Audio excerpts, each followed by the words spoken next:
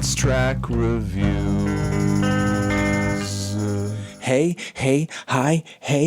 everyone. Anthony Fantano here. Internet's busiest music nerd, OMG. Hope you're doing well. All right, guys, this is not a drill. New Brockhampton. 2 new songs. N.S.T, Things Can't Stay the Same. Don't know where these tracks might end up landing on a future project, or if these are going to be predicting a new sound or direction for the group. Who the hell knows? Let's just try it and see what happens. Let the chips fall where they may. Let's also especially pay attention to, will the mood and the tone of these tracks be vastly different than the super emotional and somewhat depressed vibes that were coming through on Ginger. Okay, here we go. Brockhampton, N.S.T, ba-bam.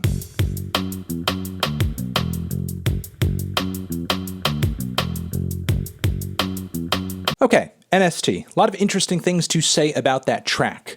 I liked how fat and compressed and sort of dirty the production sounded. A lot of references in the sound and also the lyrics to Southern hip-hop, and yet the instrumental here ran more like a classic G-Funk track. Those guitars, that mysterious synth line, some of the sung background vocals too, like G-fucking-funk all the way. Obviously, you did have those DJ Screw style down-pitched vocals at a few different points, but it's a mix. I think Bareface's refrain on the track is really good.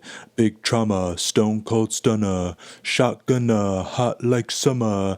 That's great. Again, instrumental cool. The mantras on the outro, I think, are really good as well. What sort of underwhelmed me was just how long-winded the intro was. Kevin Abstract's kickoff verse was a little mild, and Matt Champion, while he did go pretty hard, and I thought he, along with Kevin, brought some themes in the lyrics of negativity, hate toward the group, and also distrust. I didn't really like how abruptly his verse was cut off by that weird technical difficulties portion that I thought was maybe a little gimmicky. Just a tad. Beyond that, a lot of good ideas here. A lot of cool, fun, hard-hitting, memorable ideas, but ultimately the biggest issue I think I have with the track is that while the ideas at the core are good, were they really maximized for like the highest amount of impact? The song structure isn't really all that great. You know, the song structure is just kind of okay. It just sort of throws one idea in your face after the next, just onto the next thing, onto the next thing. Nothing really develops all that far before it is just kind of cut off. Could this have used a few more repetitions here and there, another member or so throwing down a complete verse? I think so, but who knows? This could just be a loose track, a B-side, something that doesn't even end up on a record at the end of the day, but I think it's a bit of a banger. It's a bit of a banger, shows that there's still more gas left in the Brockhampton tank, because I haven't quite heard them yet pull off a Southern/West Coast blend quite like this. So, you know, it'd be interesting to see if this shows up in some way, shape, or form in the future on another track or another project. So N.S.T, not bad. Could have been structured better to hit a little bit harder, but not bad at all. This next one, Things Can't Stay the Same, ba-bam.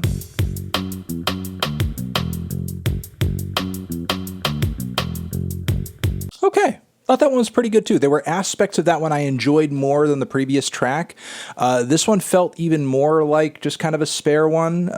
Not really a strong hook here or anything. More like a freestyle, just a couple of verses and a beat. But what I loved so much about this one, and this track also just kind of features a verse from Kevin, a verse from Champion. Kevin, as far as rapping goes, was a lot more animated and expressive on this one. I also liked how detailed and vivid his bars were, imagery-wise, touching down on Texas and also those in his life who really love him, which was also a theme that Matt touched down on. Love that Kevin sounded a bit more energized on this one, a bit more expressive. That's good. That's great. That's personally something I have been missing quite a bit from Ginger, missing quite a bit from Iridescence. I would love to hear Kevin back more in that mode where he is dropping classic, memorable verses that are chock full of personality, like on Gold. So while I did like the rapping and the writing more on this track than I did on N.S.T, what really stood out to me, though, on this one was the beat. damn, I love the beat on this track. The bass just rumbles on this song. It's a fat, like obese bass line, truly obese bass line. Put this bass line on Weight Watchers. Also, throughout much of the instrumental, we have this very fun, chipmunked, old school vocal harmony going on. Things can't stay the same. Also, a soul sample there, which was quite nice. I thought that was really fun and just add a lot of just quirk to the track, that and again, just how bassy and fat and compressed the instrumental is. Still, having said that though, I don't really suspect these will be defining in terms of the sound that Brockhampton are going to be going forward with, because like right now, the quality of these two tracks, they're way too rough and way too lo-fi for the type of thing the band is like putting out on their commercial records. Like they're good, they're fun, they're entertaining, they have some interesting ideas laced within them, but they're not as well structured or as complete as the band's songs typically are. They don't feature as many key members, obviously.